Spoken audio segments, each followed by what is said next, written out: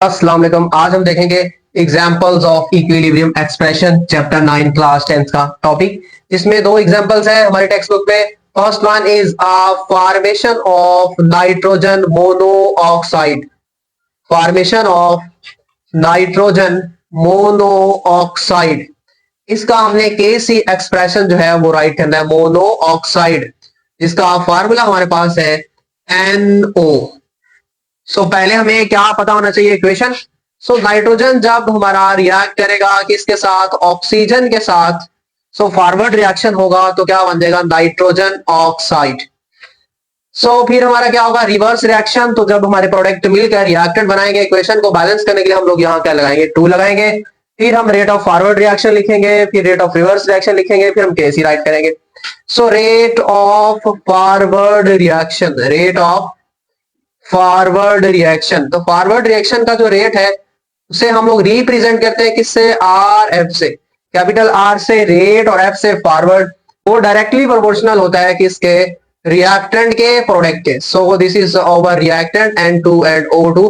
इसका हमने क्या लिया, हासिल ज़रब, इसके क्या होता है, डायरेक्टली प्रोपोर्शनल होता है। अब हमने प्रोपोर्शनैलिटी साइन को खत्म करना है तो हमारा क्या बनेगा, RF। वहां हमें कांस्टेंट लगाना पड़ेगा KF। सो KF हमारा कौन सा कांस्टेंट है, specific rate constant for the forward reaction, specific rate constant for the forward reaction. तो हमने ये इक्वेशन नंबर 1 जो है वो बना ली। अब हम बात करेंगे रिवर्स रिएक्शन की। सेम केस, जहां जहां हमने फॉरवर्ड राइट किया है वहां रिवर्स रिएक्शन राइट करेंगे।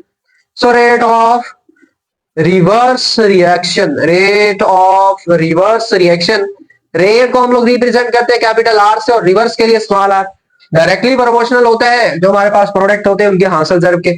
तो ये हमारे पास प्रोडक्ट है NO, और जो हमारे पास कोएफिशिएंट या नंबर ऑफ मोल्स होते हैं वो कुव्वत बन जाती है, ऊपर आ जाती है। सो इसलिए हम लोग यहाँ क्या लिखेंगे, 2 लिखेंगे। अब प्रोपोर्शनैलिटी साइन को खत्म करेंगे तो capital R small r is equal to KR। So KR हमारे पास क्या है, यहाँ एक कांस्टेंट, और इसको क्या नाम देते हैं, specific rate constant for the reverse reaction. इसे आप लोग इक्वेशन नंबर 2 का नाम दे लें। और हमें बड़े अच्छे से पता है KC किसके बराबर होता है। हमने ऊपर क्या राइट करना है, जो हमारे प्रोडक्ट है उनका हासिल ज़रब, उनकी कंसंट्रेशन का हासिल ज़रब।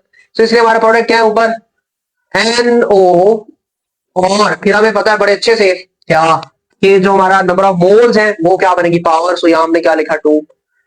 सो ओवर हमारे पास क्या आया, वेरी इंपॉर्टेंट, रिएक्टेंट। तो रिएक्टेंट हमारे पास क्या है, N2, और साथ में हमारे पास क्या है, O2। तो अब देखें यहाँ तो हमारे पास नंबर ऑफ मोल्स 1 1 है, वो हम मेंशन ही नहीं करते। So this is the KC expression for what, for the formation of nitrogen monoxide, या इसी को हम एक और नाम देते हैं नाइट्रिक ऑक्साइड का, नाइट्रिक ऑक्साइड का। सो इस तरीके से हम लोग क्या राइट कर सकते हैं, केसी का एक्सप्रेशन है वो राइट कर सकते हैं। अभी हम एक और एग्जांपल देखते हैं जो इसी तरीके से हम सॉल्व करेंगे। Formation of ammonia, formation of ammonia जिसे हम लोग NH3 के नाम से जानते हैं, फॉर्मेशन ऑफ अमोनिया। सो हम लोग क्या करेंगे, पहले अमोनिया को प्रिपेयर्ड करेंगे, उसका रिएक्शन करवाएंगे, रिएक्शन करवाने के बाद फिर हम फॉरवर्ड एंड रिवर्स रिएक्शन का रेट राइट करेंगे, और एंड में जो है वो केसी राइट कर देंगे। सो this is the reaction N2। जब नाइट्रोजन हाइड्रोजन के साथ कंबाइन होती है तो फॉरवर्ड रिएक्शन होता है, तो हमारे पास अमोनिया बनती है। और फिर हमारे पास क्या होगा, रिवर्स रिएक्शन होगा, तो फिर दोबारा प्रोडक्ट मिलकर क्या बना देंगे, रिएक्टेंट बना देंगे। हमने इक्वेशन को बैलेंस करना, यहाँ पर 2 लगाना पड़ेगा, और यहाँ क्या लगाना पड़ेगा, 3। तो इक्वेशन क्या हो चुकी है, हमारी बैलेंस्ड हो चुकी है।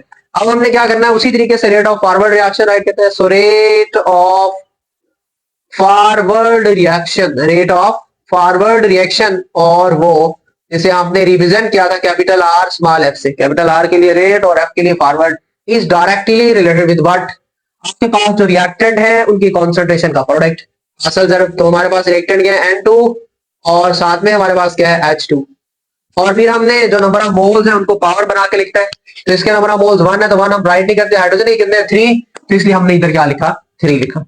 अब हमें पता है हमने प्रोपोर्शनैलिटी साइन को खत्म करना है, वहां कांस्टेंट लगाना है KF। सो हमारा क्या बना, RF is equal to KF। KF हमारे पास कांस्टेंट है जिसे हम लोग नाम देते हैं क्या, specific rate constant for the forward reaction. So this is the question number 1।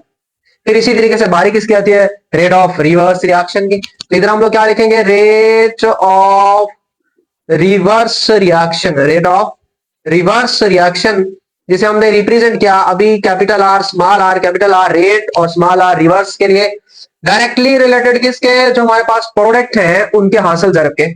तो ये हमारे पास प्रोडक्ट है NH3, और जो हमारे पास नंबर ऑफ मोल्स है वो क्या बनेगी, पावर। सो 2 क्या बनी, पावर। अब इस साइन को खत्म करें तो हमें कांस्टेंट लगाना पड़ेगा, आर आर, इधर हमारा क्या है, के आर।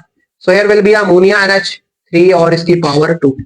तो देखें जहां के आर हमारे पास specific rate constant for the reverse reaction है, इसको आप लोग क्वेश्चन नंबर 2 का नाम दे दें। तो इक्विलिब्रियम पर हमें पता रेट ऑफ फॉरवर्ड रिएक्शन किसके बराबर हो जाता है, रेट ऑफ रिवर्स रिएक्शन के बराबर हो जाता है। तो इसलिए हमारा जो लेफ्ट साइड जब बराबर है तो राइट भी हमारी क्या होगी, बराबर होगी। तो इसलिए हमारा के सी किसके बराबर आ जाएगा, इसके बराबर आ जाएगा। ऊपर हम लोग क्या लिखेंगे, प्रोडक्ट NH3 और उसकी पावर, और हम लोग क्या लिखने वाले, रिएक्टेंट, तो N2 और साथ में हमारे पास क्या है, H2 और इसकी power 3। So this is the equilibrium expression for the formation of ammonia और NH3। इस तरीके से हमारे पास कोई भी रिएक्शन है और इक्विलिब्रियम एस्टैब्लिश हो चुका है तो हम लोग केसी है उसका राइट कर सकते हैं। सो इसे नेक्स्ट लेक्चर में हम लोग देखेंगे what is equilibrium constant and it's units. So stay connected with your course channel इल्म डॉट।